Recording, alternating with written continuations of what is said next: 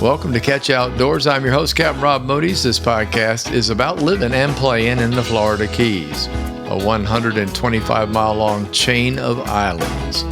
I cover my favorite sport, fishing, but also all the many things to see and do down here in the Keys. Catch Outdoors is hosted by Spotify, also brought to you by your favorite podcast network. So kick back and relax with me in the Keys. This week's episode of Catch Outdoors is number 145. Hello all. Good morning, afternoon, or evening. Again, depending on when you're tuned into the podcast and whether you're driving, sitting at home, walking, boating, whatever. I know I've heard from people. They do a lot of different things when they're listening. I'm recording this on Sunday afternoon. There was supposed to be some fishing this morning, but that didn't happen. We had some terrible storms here, and they just kept right on coming. And now I understand, again, this is Sunday. They blasted into Fort Lauderdale, Miami, and now they're going across the state, and they're bothering my friends and my brothers and others over on the west coast of Florida. Apparently there's some big storms. Let's see, what time is it? It's around 2:30 in the afternoon. I looked at the radar. I was like, whoa. Thanks again to all the listeners, old and new. I really appreciate you. The numbers, of course, keep rising, and every week I get a few more, and I really appreciate that. So tell a friend if you would. I did fish twice this past week, so we'll get into that in just a minute. I did a backcountry and an ocean trip. Yay. The moon, let's see, sitting at about half. Just about overhead when I started out on both my trips, and really good inbound tides on both days. So, which kind of surprised me. Usually with the half moon we don't get as much, but things are different now. Sun's much higher up on the horizon. We've passed the longest day of the year back on the 21st, and that of course helps the water tables come up. So water was moving pretty good. No wind either day. That was probably the least wind I've seen in ages. Again, I'll talk about that in a little bit. Daughter is here visiting, daughter Jessica. Jessica lives up in Louisville, Kentucky. She's a school teacher. I'm very proud of that. Proud of her. And she's here for the next week. Yeah.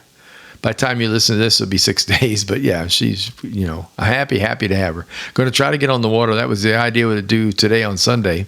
And it didn't happen just because of the weather. So I'm going to try to get us out there tomorrow. And as she said, maybe the next day and the next day. And I said, we'll see. So this is slightly related. I almost always put this up on the podcast. A recent Saturday red tide report showed up in my email and said no hits from coastal Florida anywhere in Florida. So that's really good news.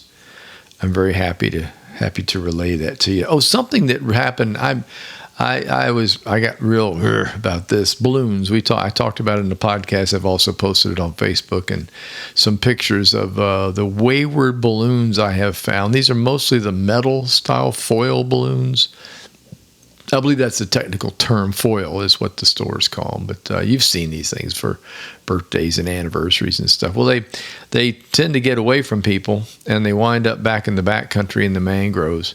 And they also float on the water, and they're very attractive to turtles and other sea life that would like to try to eat them, and if they do, they will die. And when they wind up in the mangroves, there's usually a trail of ribbons and things that you were supposed to be holding on to, and those ribbons wind up in the mangrove. I've actually gotten out of the boat and waded in to get some of them out of the mangroves. It ticks me off. I'm not going to kid you. Well, we had some good news, what I call positive balloon news over the past few days. Governor DeSantis, he banned the release of them, period, into the air. You cannot release them into the air, any way, shape, or form. Big fines, great big fines.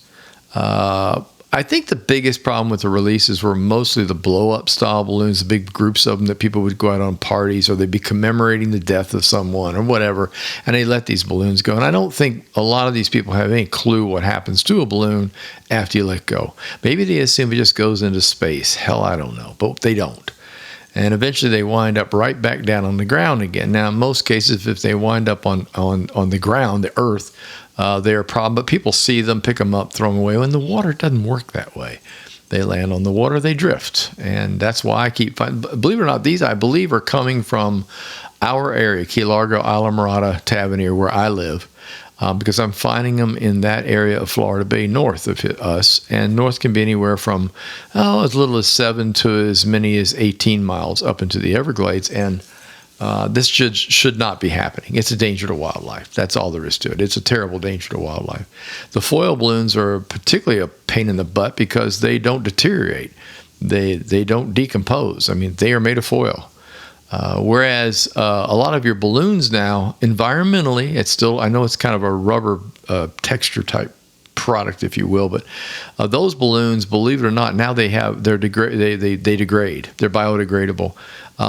They are equated to the biodegrading time of about an oak leaf. So as long as it takes for an oak leaf to go away, that's about what these balloons do. However, if they land in the water and they're still partially inflated, they will get eaten by wildlife before they can degrade. And they almost always have the treacherous ribbons and stuff tied to them that bunches them together. So anyway, the fine's big. Stop releasing balloons. I'm so glad they did. This is for all of Florida. This is not just like our area or the East Coast or West Coast, coastal. This is the entire state of Florida is under this new rule. So don't release them in the air. For commemorating people, either lost or perhaps anniversaries, birthdays, things like that, one of the things that really, really works is releasing the balloons, releasing the lighted paper bags. You've probably seen these things. They're actually used in the islands a lot, down in the Caribbean and in Hawaii and places like that. And this is a good way. I mean, basically, it's got a degradable candle inside. It's probably wax, I would have to imagine. And it's got the little carrier is made of balsa wood, and it's literally a paper bag that when heated from inside, it floats. It's a balloon. It's a heated balloon, but it's all made of paper and wood products. So there's nothing that's going to wind up hurting anything when it falls back to earth. It will degrade when it hits the water, kind of like dropping a napkin in the water. So just so you know, there is a way to do this, and that would be legal. Although for some municipalities, I would check. So anyway, I'm glad that happened. I really am. And while we're talking about governor rules, Mr. DeSantis also opened up an extra day of Florida lobster season for locals only, for Floridians only. It's Sunday, July 14th. Mini season starts this year on July 24th. And runs through Thursday the 25th. So we have the usual 2 days before the actual lobster season opens up. I don't know the dates for the lobster season, but it's right after that. It's going to be probably in early August. So that's really kind of cool news. I mean, the idea here is to give everybody in Florida a crack at it first for 1 day. And here's the beef. Where's the beef? Here's the beef. The lobsters are generally only found in the lower east coast of Florida. Let's just say from the Palm Beaches south. And you might go a little further north than that, depending on how good a diver you are and how good you are at hunting them. But the prime area is Palm Beaches south on the east coast, into all of the Florida Keys. And occasionally you'll find them up north too. It's kind of rare, but occasionally that happens. So when I say northwest, on the western coast, like up in the Everglades area, along the 10,000 Islands. The beef is that the people down here aren't real happy about that. It's just like, okay, so we get run over again by Floridians for a whole day. Terrific, instead of everyone else that's involved. And I don't know how it's going to work. I really don't. I know you have to be a local. I know you have to carry local ID. I know that kind of stuff is going to play into it. I don't know if people might come down for 10 days, come down July 14th and just stay for 10 days. That would be a nightmare having all the extra people down here in the summer. Of course, it's hurricane season, so that throws a whole different twist into it. And by the way, it's been very busy out there all of a sudden. And so I don't know what my feelings are, but it's good to give the locals a crack at it. I know the commercials are really ticked off. The commercial fishermen who put their boxes out are really, really upset about it. So whatever. But anyway, that's what's happening down this way. Let's see, moving right along. What I know about fishing the Florida Keys. My book is at the bindery. I think I mentioned that maybe I didn't mention that last week. I'm not sure. I wasn't sure what was going on, but it's at the bindery. That means it'll ship shortly. Have not heard from the shipper yet. Usually they'll call me to let me know a delivery is coming so I can stand by. Last thing I want to do is leave boxes of my new book out in the rain down here. So I want to make sure somebody's around when the delivery happens. So I'm trying to be patient. I'm excited about it. I'm glad it's done. I just want it in my hands, and I'm sure some of you all do too. Thank you for that. Stone Crab Blues has been released. My song. You can go on anything. I found it on YouTube. I think it was on Spotify. It's on Apple Music. It's on Amazon. Just about anywhere you ask for it. If you already have a pay service that you're paying for music, it's probably on there. You don't need to run out and buy it. They pay me per play, so don't worry about that part. If you want to own a copy, Apple Music has it on there. I think it's 99 cents. And I was watching YouTube last night, excuse me, and we just did a search on Rob Mody's, and all of them popped up on there. All three of my songs are on there, so I thought that was kind of cool. This latest song, Stone Crab Blues, is meant to be played loud. It's a rock and roller, boogie-woogie, bluesy song, so turn it up. Yeah, it's fun to listen to. I'm very proud of it. I really am. My other song, Setting Sun, just completed today. I got the final mixes today. I got the final wave file today.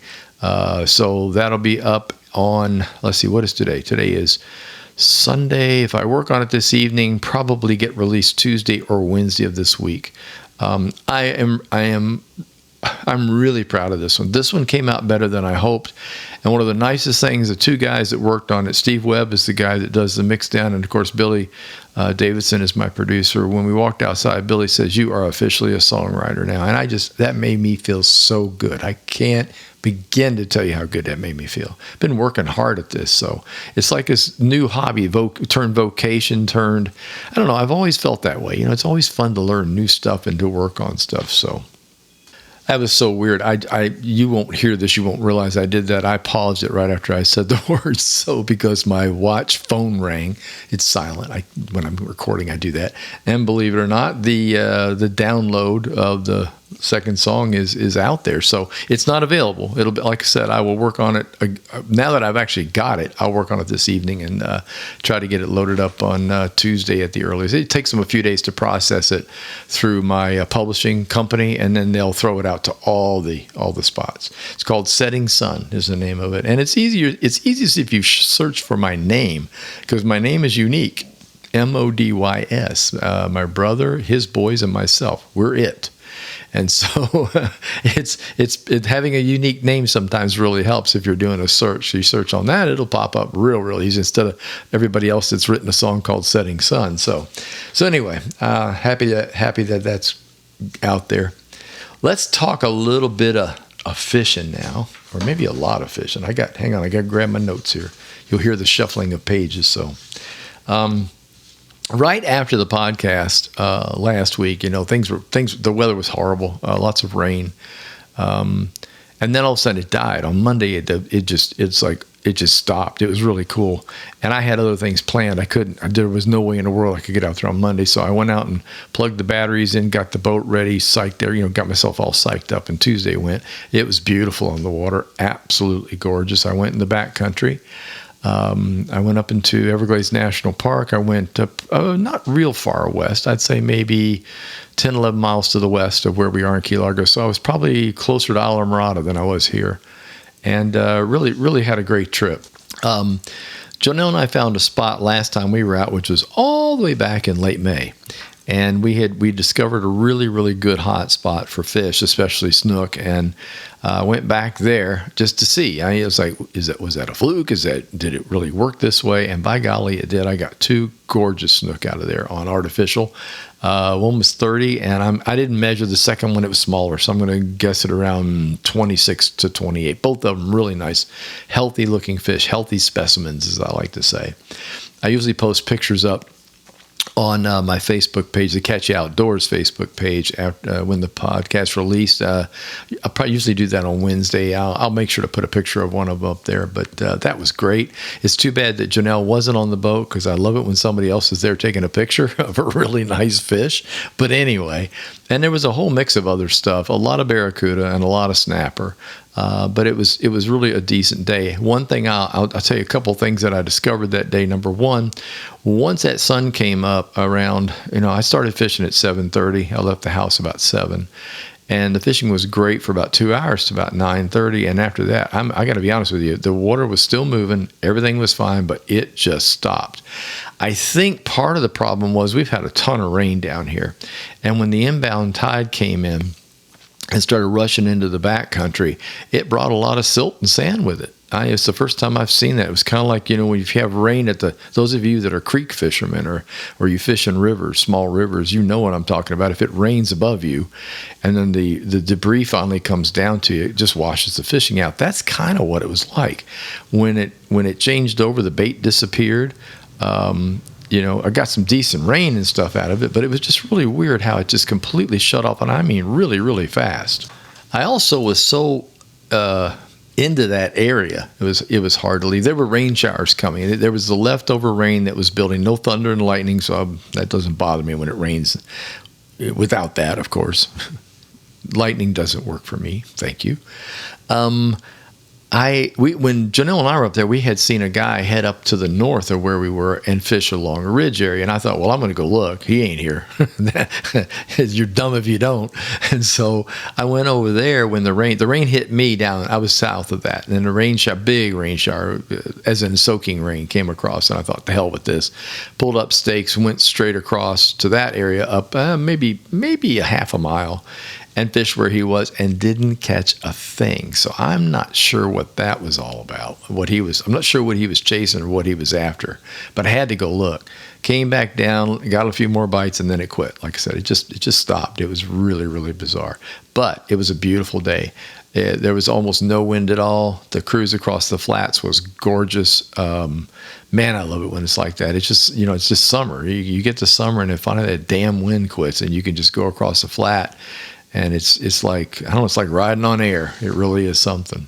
Oh, artificials, the usual. I used Pink Shine, which is my pink and white gulps, on 2 different jig heads this time. They were one with a golden eye in it, and then I did use red eyes.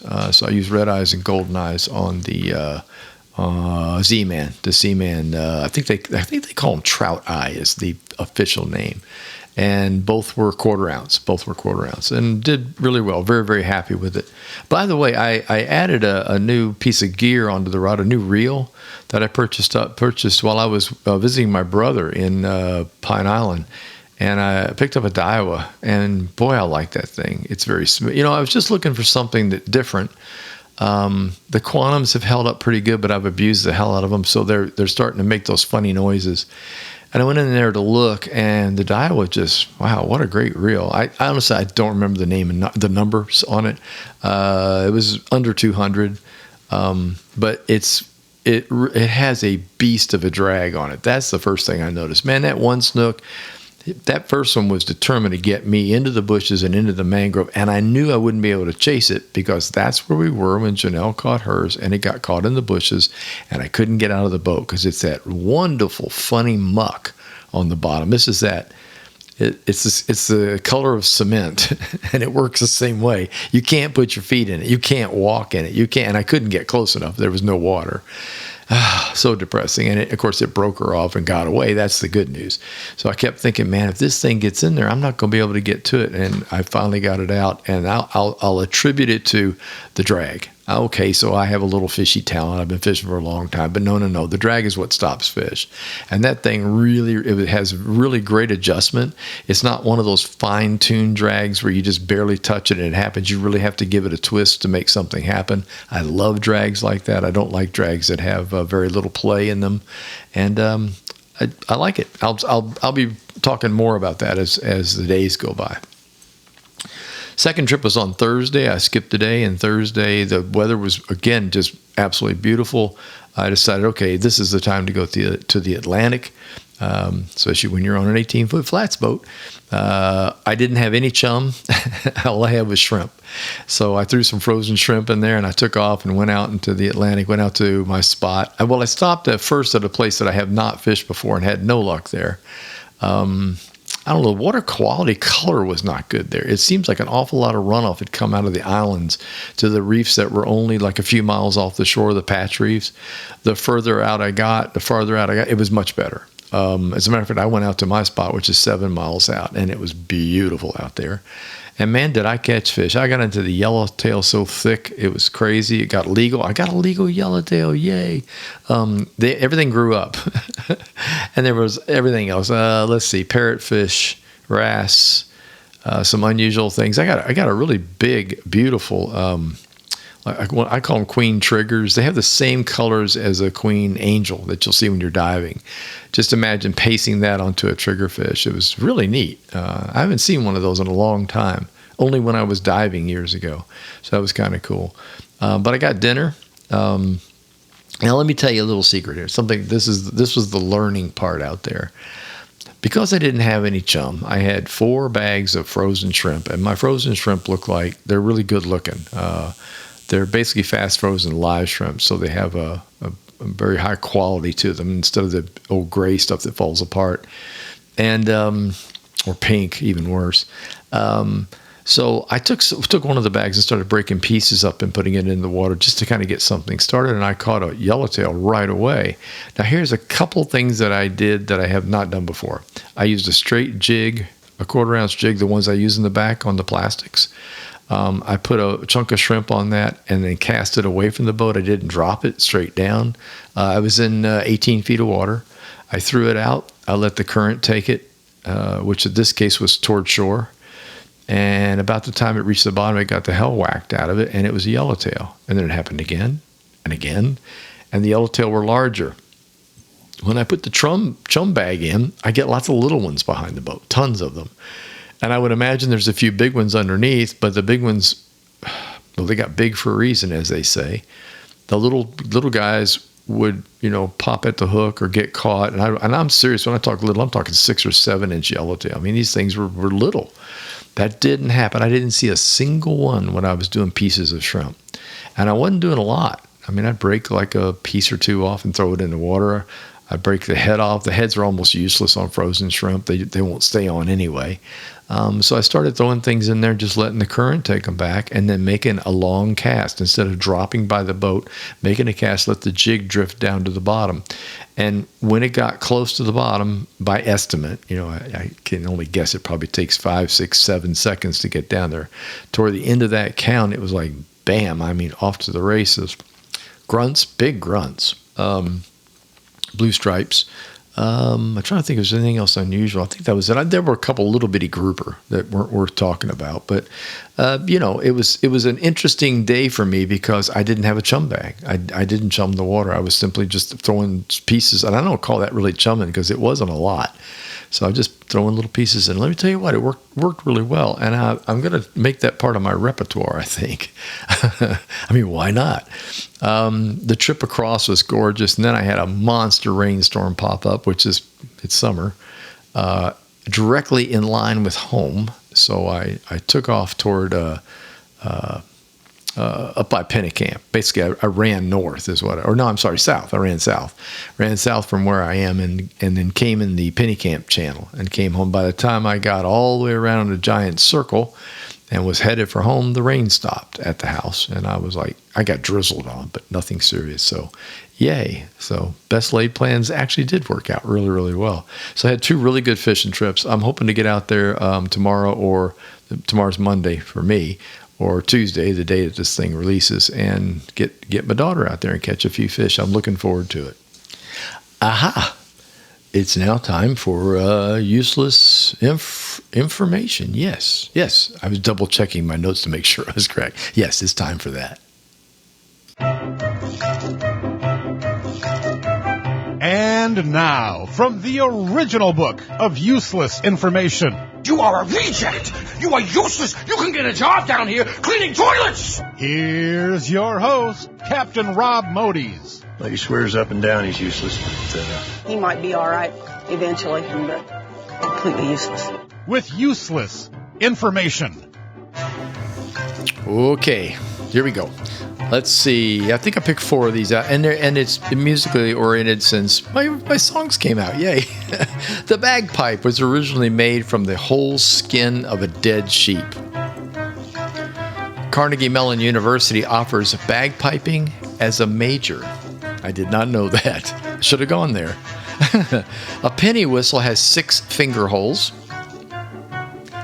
The tango originated as a dance between 2 men for partnering practice.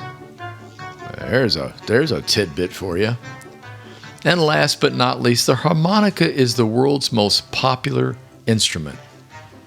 I don't doubt that. It's one of those things you pick up and it's really not that hard to play. Really and truly, it's not. Well, there you go. Until next week. Before I go, I always have a few last words here, so here you are. Here's a summary, I guess I should call it. Well, the hurricane season suddenly reared its ugly head. No worries just yet for us here in the Florida Keys, but let me tell you what, we're keeping a close eye on it. We got one out there that's supposed to skip by us here in a few days, and as of today, it was a Cat 4. It went from Cat 1 to 4 in one day. That's a pretty bad storm. We've had a couple of named ones so far. That one's happened. I think that one's, gosh, I can't remember the name. Sorry. And I'm not going to go back and look. Barrel, something like that. But it's interesting that it wound up this fast because we're not even in July yet, technically speaking. And we've had these 2 storms out there already. And there's another one making up right behind, I believe it is Barrel. Anyhow, what we do down here in the Florida Keys is keep an eye on things. And let me say this. I know most people don't. We don't follow the novice folks on Facebook and Twitter and all the other the X as they call it now. You know, the guys that are, here comes a hurricane, oh my gosh, you know, we don't follow that. We do the National Hurricane Center and we read their reports and see what they have to say, and that's where I get my gravy from. I'm not about to there are so many weather people out there that aren't weather people. I'm not going to go there. Well, I almost did. So anyway, it's good that we have the National Hurricane Center, to be honest with you, and their reports are really, really good. I love the synopsis that they deliver and the chances of it making up. Is it going to turn? That kind of stuff. And there's an awful lot of science in it now, and it's gotten a lot better. It really has gotten a lot better. So, but we're as ready as we're going to be. We have a plan in place if we have to leave, and that's that. So y'all take care of yourselves, and I will talk to you all next week. Thank you for tuning in. If you enjoyed listening, please tell a friend, leave a review, and don't forget to subscribe to my channel. The Facebook page is Catch You Outdoors. The website is catchyoutdoors.com, where you can find all the previous podcasts and a schedule of what's coming up. Until next time, get outdoors and enjoy.